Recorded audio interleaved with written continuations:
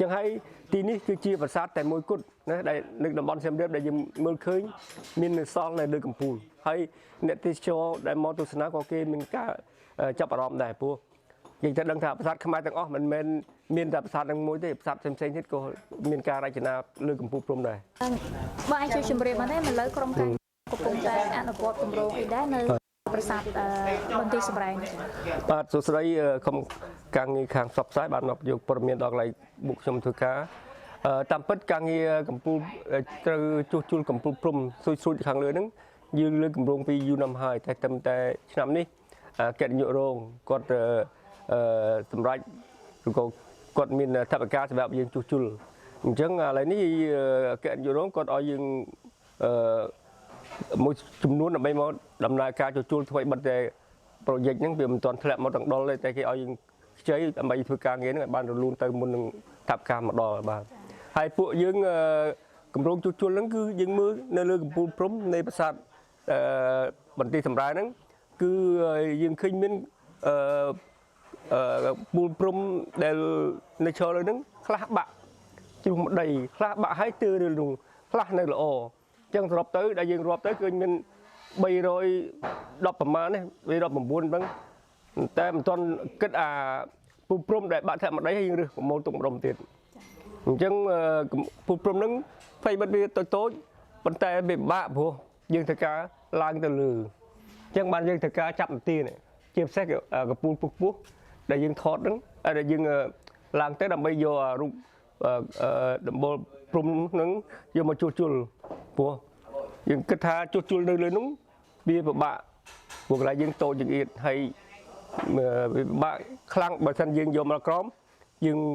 ជួសជុលព្យាបាលវាតាមដំណាក់កាលទៅស្រួលជាងប៉ុន្តែយើងចាំមើលចាក់ស្ដែងតាមធ្វើការចាក់ស្ដែងហើយស្ថានភាពចាក់ស្ដែងនៃកំពូលព្រំទាំងអស់ហ្នឹងខាងណាដែលខូចច្រើនជាងខាងណាតិចជាងហើយកំពូលព្រំហ្នឹងយើងមើលនឹងភ្នែកយើងអត់ដឹងទេយើងឃើញប៉ុនគ្នាណាតែយើងមើលឡើងទៅចិត្តយើងឃើញដូចអាអ្នកខ្ពស់មានទំហំធំជាងអាក្រមអញ្ចឹងដូចវាបើយើងមើលនេត្រាទស្សន៍perspective មើលទៅឃើញតូចស្មើគ្នាដល់ពេលឈរយើងឡើងកាប់ទៅយើងឃើញមានទំហំខុសគ្នាចាបាទអានេះនៅជ្រុងខាងណានៃប្រាសាទទេបងជ្រុងហ្នឹងគឺទិសខាងកើតឈៀងខាងត្បូងបាទចាហើយ300រៀលយើងមានបោះទេថាប្រហែលម៉ែត្រឬក៏យើងរាប់តាយើងអត់ទាន់បោះទេព្រោះយើងមិនទាន់បានធ្វើឯកសារឡើងវិញទេយើងរាប់តែកំពូលព្រំសិនទេតែយើងអាចបោះបានយើងចង់ដឹងថាកម្រិតពីព្រំមួយពីដំបូលកំពូលព្រំហ្នឹងមួយទៅមួយប្រហែលសង់ទីម៉ែត្រប្រហែលសង់ទីម៉ែត្រហើយកម្ពស់វាហ្នឹងប្រហែលសង់ទីម៉ែត្រដែលខុសគ្នាហើយទំហំហ្នឹងតូចធំជាងគ្នាប្រហែលក្បាច់ចម្លាក់ឆ្លាក់ដែលលើហ្នឹងតើវាដូចគ្នាឬក៏វាខុសគ្នាតិចតួចណាបាទអាកំពូលព្រំហ្នឹងគេធ្វើពីថ្មអីគេដែរហើយស្ថានភាពដែលក្រុមការងារបងយកមកហ្នឹងតើវាមានសភាពបែកបាក់អីយ៉ាងម៉េចខ្លះបាទចំពោះកំពូលព្រំហ្នឹងបើយើងមើលជាក់ស្ដែងទៅវាអាចច្រឡំនឹងសសរពេជ្រណាប៉ុន្តែបើយើងមកធ្វើការចាក់ស្ដែងយើងឃើញការខុសគ្នារវាងពូព្រំនិងសសរពេជ្រយើងការវាធំជាងណាហើយក្បាច់វាញឹកជាងហើយជាពិសេសយើងឃើញថាវាមានទំហំធំជាងមកសសរពេជ្រណាហើយពូព្រំវាមានក្បាច់ភ្នែកបាច់រំហួតបាច់អីដូចគ្នាប៉ុន្តែគ្រាន់វាទូចហើយវាអំបិលជាងបាទហើយស្ថានភាពខូចខាតហ្នឹងវាភាគច្រើនវាខូចដោយសារយ៉ាងម៉េចខ្លះហើយវាបែកបាក់អីប្រហែលបំណែកគេដែរបងអរគុណបងញ៉ាំយើងដឹងហើយថាកំពូលព្រំហ្នឹងកាលពីចំនួនបារាំងគាត់បានជួសជុលម្ដងហើយប៉ុន្តែក្រោយមកទៀតវាបានបាក់ឲ្យធ្លាក់មកមិនដឹងជាធ្លាក់ដោយថាធម្មជាតិដោយសារសត្វស្វាដោយសារធម្មជាតិផ្សេងកម្លាំងកម្ដៅទឹកភ្លៀងមិនដឹងតែឃើញមួយចំនួនច្រើនធ្លាក់មកក្រោមហើយដែលបែកបាក់ហ្នឹងទីមួយវាដកបាក់ចេញពីតំណរបស់បារាំងដែលគាត់ធ្វើគាត់បិទស៊ីម៉ង់ប្រើស្នូដែកតែស្នូនឹងខ្លីៗពេកតែវាងាយល្បេះហើយស៊ីម៉ង់វាលេងចាប់តែវាអត់នៅជាប់នៅគ្នាទៀតវាងាយដួលវាធ្លាក់មកក្រោមហើយកន្លែងខ្លះបែក3 4 ចំណែកកន្លែងខ្លះបែក2ចំណែកកន្លែងខ្លះបាក់2កណាត់3កណាត់ តាមស្ថានភាពចាក់ស្ដែងមិនដឹងថាធ្លាក់មកវាប៉ះអីខ្លះណាតែយើងរកមកឃើញដែលប្រាំងបានជួសជុលបន្សល់នៅដែកសរសៃហើយនឹងស៊ីម៉ង់ហើយមានកាវខ្លះកន្លែងខ្លះដូចប្រាស់កាវដែរមកតបតែបលួញនឹងវាខ្លីពេកថាយើ2 សង់ទីម៉ែត្រអីពីមួយខាងតែវាអត់ជាប់បានយូរហើយដោយសារគាត់អត់មានម៉ាស៊ីនស្វាតឲ្យយើងសប្ងៃឬក៏យ៉ាងម៉េចបោះស្នាមដែល10តហ្នឹងគាត់ប្រើពលាក14ជ្រុងអត់មានរុនមូលឲ្យយើងប្រើស្វាតដោយសប្ងៃទេមែនតើតើគេរៀបអាព្រំដល់ហ្នឹងដើម្បីយ៉ាងម៉េចវាជាក្បាច់លម្អឬក៏ដើម្បីយ៉ាងម៉េចដែរបាទតាមខ្ញុំយល់ណាបើថា AKO គេនេះព្រំហ្នឹងវាដូចជាលម្អផងដូចជាសេម៉ាដែរដូចសេម៉ាដូចយើងចូលទ្វារឃើញមានគូបនរីថាព្រំទ្វារដាក់ចូលមកមានសេម៉ាដែរហ្នឹងវាមានលក្ខណៈទី1លម្អទី2គឺមានសេម៉ាចុះសេម៉ាអីហ្នឹងដែរបាទចុះប្រាសាទនេះមានក្បាច់ព្រំហ្នឹងមានទាំងអស់ហ្មងឬក៏ផ្នែកណាខ្លះដែរបងបាទបើតាមមើលជាក់ស្ដែងនៅលើដំបូលព្រំហ្នឹងគឺយើងឃើញមានមួយជុំគ្រប់ដំបូលទាំងអស់គឺមានមិនមែនមានតែប្រាសាទហ្នឹងទេមានប្រាសាទដទៃក៏មានជាពិសេសអង្គរវត្តប៉ុន្តែនៅអង្គរវត្តបើយើងមើលឃើញថានៅអង្គរវត្តព្រំគេអត់ឆ្លាក់ជារូបផ្កាឈូកកំពុំចឹងទេគេឆ្លាក់ជារូបអប្សរាចូលរួមព្រោះអ្វីដែលយើងឃើញនៅរងតង់នៅសល់ខ្លះនៅក្នុងរងតង់ប្រព័ន្ធហើយនឹងខាង WMS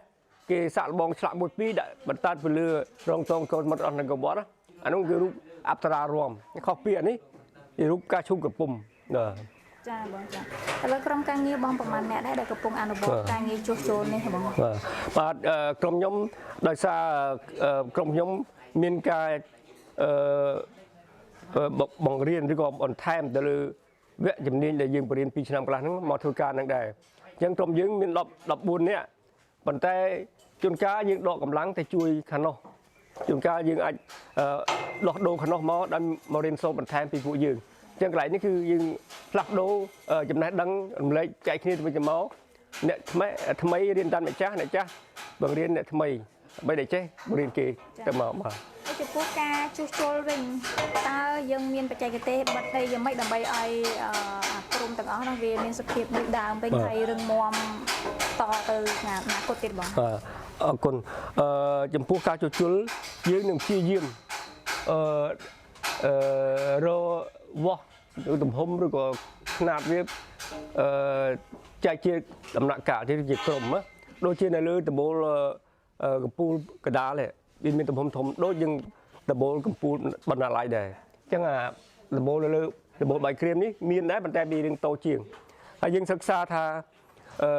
អាណាមួយដែលយើងរកឃើញបណ្ណាយវាយើងតទៅវិញហើយបើវាពុកផុយយើងត្រូវពង្រឹងឲ្យវារឹងទៅវិញហើយយើងបិទបាយអទៅតែបើវាមិនពុកផុយទេយើងគ្រាន់តែបិទកាវបិទបាយអកាសពីកុំឲ្យទឹកវាជ្រាបចូលដូចមុនទៅហើយយើងនឹងព្យាយាមយកទៅដាក់វិញហើយការយកទៅដាក់វិញយើងគិតថានៅតាមរុនដែលគេ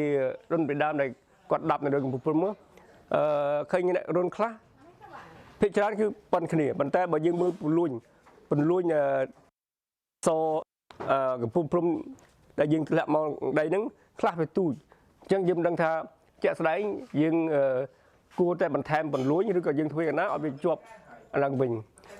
សំណើដោយសារប្រាសាទនេះយើងអត់សូវមានស្វារំខានបើសិនជាមានស្វារំខានដូចអង្គរវត្តថាយើងអត់នឹងធ្លាក់មកដឹងលើអ្នកទេសចរនោះបានដែរហើយឃើញវាដេកចេះហើយវាងាយស្វាវាមកវារុនវាឆ្កឹះឆ្កៀលវាអាចគ្រោះថ្នាក់ច្រើនបាទចាអរគុណបងតើកម្រងការដែរមកទៅកម្រងហ្នឹងពីមុនខ្ញុំសាសុំ6 ខែប៉ុន្តែដោយសារជាក់ស្ដែងមើលទៅប្រហែលជាអាចយូរដោយសារយើងចាប់នន្ទាខ្ពស់ពេកយើងចាប់នន្ទាពីកន្លែងមួយហើយនន្ទាអត់គ្រប់យើងត្រូវការចល័តឬពីកន្លែងហ្នឹងបានទៅកន្លែងមួយទៀតកន្លែងណាដែលខ្ពស់យើងចាប់អានឹងមុនអញ្ចឹងកម្រងយើងមិនអាច exact ទេប៉ុន្តែយើងនឹងព្យាយាមធ្វើឲ្យទាន់ពេលវេលាដែលអាចធ្វើទៅបានណាបងការជួសជុលតែផ្នែករងតងជ្រុងអេសាននេះទេឬក៏ជុំវិញទៅជ្រុងអេសាននេះបាទ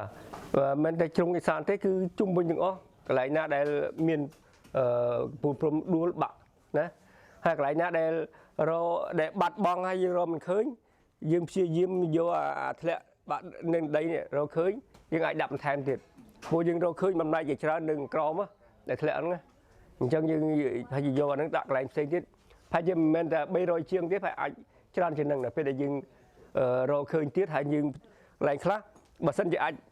ធ្វើទៅបានយើងនឹងដាក់ថ្មថ្មីជំនួសដូចយើងឆ្លាក់តោឆ្លាក់នៀកអញ្ចឹងណាតែកន្លែងហ្នឹងខូចខាតយើងអាចជំនួសបានយើងដាក់ឲ្យបំពេញដើម្បីយកដាក់បន្ថែមទៀតអញ្ចឹងចំនួនវាពេលធ្វើច្រើនជាងគម្រោងយើងដែលយើងស្នើសុំហ្នឹងបាទការបកគោលហ្នឹងពីដើមឡើងគេរៀបដាក់យ៉ាងម៉េចដើម្បីឲ្យវាជាប់ហ្នឹងបងការកសាងពីបុរាណមកគេរៀបឲ្យបានវានឹងវាក៏គេមានចាប់អីនៅក្រោមនេះដែរបងអរគុណប៉ុន្តែចាំបើសិនជាឡើងទៅលើយើងឃើញណានៅលើព្រំហ្នឹងរហូតអញ្ចឹងគេដាក់រុនវាដាក់ប្រហោងវាធ្វើបលួញហើយបាទមួយហើយកំពូលព្រំហ្នឹងគេដាក់បលួញវាស្រាប់ដាក់បញ្ចូលមិនតែខ្ញុំបារម្ភព្រោះបលួញនៅនឹងកំពូលព្រំហ្នឹងខ្លះវាតូចខ្លះវាធំអញ្ចឹងបាទតូចហ្នឹងវាអាចអង្គើកអញ្ចឹងយើងត្រូវរកវិធីយ៉ាងណាដាក់ទៅវានឹងបើសិនវាអង្គើកវាអាចថ្ងៃណាមួយមានបញ្ហារបេះទៅទៀតព្រោះចាំយើងពិនិត្យមើលទីនោះផ្ទាល់ឃើញហើយកន្លែងខ្លះបលួញវាធំកន្លែងខ្លះវែងកន្លែងខ្លះខ្លីអញ្ចឹងមានការខុសគ្នាបាទហើយការធ្វើនឹងថ្មតូចមិនបានវែងគ្រប់គេយ៉ាងបានជាបលួញខ្លះវែងខ្លះខ្លីខ្លះវែងនេះគេវែងខ្លះខ្លីធ្វើខ្លីទៅបាទការយល់របស់យើងពេលយើងឃើញណាបាទការជួសជុលកំពូលព្រំនេះវាលើកតម្លៃប្រាសាទនេះយ៉ាងណាព្រោះមានតែប្រាសាទនេះទេដែលនៅសល់កំពូលព្រំដែលមើលទៅឃើញជាងថាវាល្អអានឹងឯងជាចំណុចដែលខ្ញុំចង់បានព្រោះខ្ញុំថាគម្រោងហ្នឹងខ្ញុំលើកបានតែ2ឆ្នាំនេះហើយបានតែវាមិនទាន់ធ្លាក់មកតែនៅឆ្នាំនេះបានយើងមានឱកាសអញ្ចឹងការយើងគាត់ថាគុំប្រាសាទទាំងអស់ដូចខ្ញុំលើកឡើងមិនអញ្ចឹងទោះបីនៅអង្គរវត្តក៏មានពូព្រំដែរប៉ុន្តែគាត់ថាក្បាច់ខុសគ្នាចំណាក់ខុសគ្នាអញ្ចឹងហើយទីនេះគឺជាប្រាសាទតែមួយគត់ណាដែលនៅតំបន់សៀមរាបដែលយើងមើលឃើញមាននៅសល់នៅលើកំពូលហើយអ្នកទេសចរដែលមកទស្សនាក៏គេមានការចាប់អារម្មណ៍ដែរព្រោះយើងត្រូវដឹងថាប្រាសាទខ្មែរទាំងអស់មិនមែនមានតែប្រាសាទនឹងមួយទេប្រាសាទផ្សេងៗទៀតក៏មានការរចនាលើកំពូលព្រំដែរណាអញ្ចឹងអានឹងពេលដែលធ្វើឲ្យសម្ព័ន្ធភាពលេចឡើងបន្ថែមទៀតចំពោះអ្នកទេសចរចំពោះកូនខ្មែរយើងដែលមិនបានដឹងពីមុនមកគេមិនបានដឹងថាពីដើមដែលគេដែលមកអង្គរគេមិននឹកស្មានថាមានណាលម្អលើព្រំយ៉ាងទៀតទេណាប៉ុន្តែឥឡូវនេះធ្វើឲ្យចេញនៅប្រាសាទនេះមួយដើម្បីអ្នកទេសចរមកអាចមើលឃើញហើយស្វែងយល់ថាប្រាសាទរបស់យើងមានអ្វីខ្លះដែលរចនាបន្ថែមនៅពីលើហ្នឹងចំណែកដែលបាត់បង់ទាំងស្រុងយើងអាចទៅថ្មីឲ្យបន្ថែមខ្លះនេះចំណុចហ្នឹងយើងទុកឲ្យខាងមេក៏សម្រេចទៅព្រោះយើងឆ្លាក់ថ្មីយើងត្រូវការថ្មថ្មីហើយដោយសារខាងVenice Charter ឬក៏អង្គរ Charter ហ្នឹងគេមិនអនុញ្ញាតឲ្យយើងប្រើថ្មថ្មីច្រើនទេអញ្ចឹងបើយើងអាចជួសជុលអាចដាក់បានដាក់ទៅនេះក៏ដាក់បង្ហាញជា sample សម្រាប់ឲ្យគេយល់ថាប្រាសាទទាំងអស់ហ្នឹងគឺមានលក្ខណៈអញ្ចឹងប៉ុន្តែថាយើងឲ្យដាក់ថ្មីទាំងអស់ដាក់វិញដូចជាមិនចាំបាច់ទេព្រោះវាអាហ្នឹងវាបន្ថែមទម្ងន់ណាកាលណាយើងដាក់ច្រើនថ្មមួយដុំពូព្រំដុំប្រហែលជា5គីឡូយ៉ាងតិចមួយអញ្ចឹងវាថែមទម្ងន់ប៉ុណ្ណាពេលយើងដាក់ហ្នឹងហើយប្រាសាទយើងទទួលហើយបើសិនជាយើងដាក់គ្រាន់តែលម្អឬក៏តាំងបង្ហាញឲ្យគេស្វែងយល់ពីប្រាសាទខ្មែរថាជាបានតែអនាគតទៅដឹងយ៉ាងណាទេចំនួនក្រោយទៀតគេអាចរកវិធីល្អជាងយើងឬក៏មានចែកទេសល្អជាងយើងគេដាក់ទៀតក៏ដាក់ទៅប៉ុន្តែឥឡូវនេះគឺយើងរក្សាអ្វីដែលមានហើយជា sample ជាឧទាហរណ៍ដល់អ្នកទេសចរខ្មែរនិងអន្តរជាតិគេបានយល់ពីប្រាសាទខ្មែរយើងបាទបងកាលពីកំពូលព្រំដែលខូចខាតចុះតើអាមកដែលមានកំពូលព្រំមានការខូចខាតអីដែរយ៉ាងណាថ្មកំពូលថ្មនោះអត់មានបញ្ហាទេភាគច្រើនគឺសឹង90នៅស្ងៀមលើកលែងតែគ្រឹះអីវាហែកវាគ្រាអីបានវានេះបើសិនជាគ្រឹះអីមុំទុំថ្មនោះអត់តែណាទេបាក់តែព្រំទេអាកំពូលព្រំទេ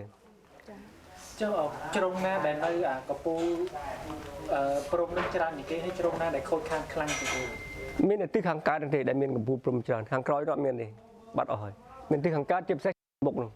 ណាបណ្ដាល័យទាំងពីរហើយនឹងពុកកដាលហើយនឹងរងតងខាងមុខនោះខាងក្រោយនោះអត់មានទេតែនៅកន្លែងខ្លងទ្វារខាងអង្លេចថាជាមានដែរអានោះកន្លែងសំខាន់ណាហើយដឹងហើយគេហៅថាដៀងច្រាលឬបាយរកាណាពីរហើយមួយទៀតស្អីនេះភ្លេចបាត់ហើយប៉ុន្តែខ្មែរយើងអាកអូគេថាខ្លះគេហៅនាងច្រាលហើយតែបាយរកាប៉ុន្តែខ្លះថានាងច្រាលគឺនៅក្រមរោងស្បូវវិញដឹងមិនដឹងយ៉ាងម៉េចទៅបញ្ជាក់ជាមួយអាកអូថា